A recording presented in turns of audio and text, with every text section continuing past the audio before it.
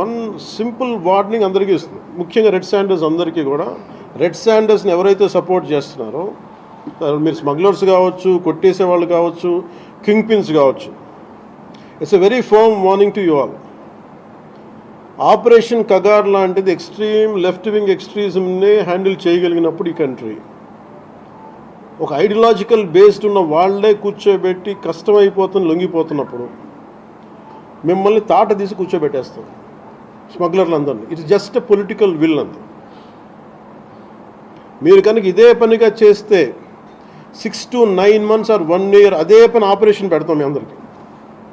మీరు స్వచ్ఛందంగా ఆపారా మంచిది, మీకు మీరు ఆపలేదా ఒక 1 year 1.5 year ప్రత్యేకమైన special zone, special operation create చేసి మళ్ళీ ఇంకా రెడ్ శాండర్స్ ఎవడన్నా తిరగాలి చెట్టు కొట్టాలంటే కూడా భయపెట్టే స్థితికి మేము తీసుకొస్తాం.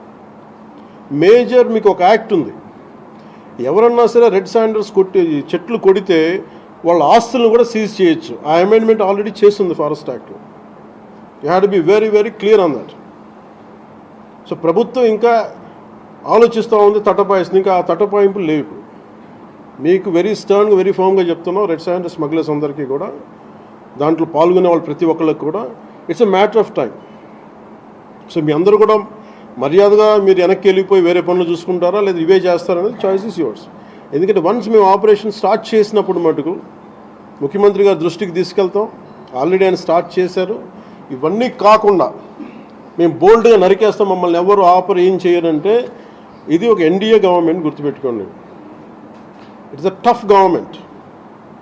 ప్రజల వెల్ఫేర్ ఎంత కోరుకుంటుందో, పర్యావరణాన్ని ప్రకృతిని మీరు విధ్వంసం చేసి ఎర్రచంద్రాన్ని అడ్డగోలుగా మీరు నరికేసి మీకు కనిపించేది ఈరోజు వెళ్ళి చూస్తున్న 160,000 ఎర్రచంద్రం చెట్లు నరికేసి ఎన్ని వేల కోట్లు డబ్బులు చేసుకున్నారు. ఎవరిని మేము వదలం. ఇది మేము ఛాలెంజ్గా మీరు తీసుకొని మీరు చేస్తారంటే సంతోషంగా తీసుకోండి, ఆ కాన్సిక్వెన్స్ మీరు ఫేస్ చేద్దరు.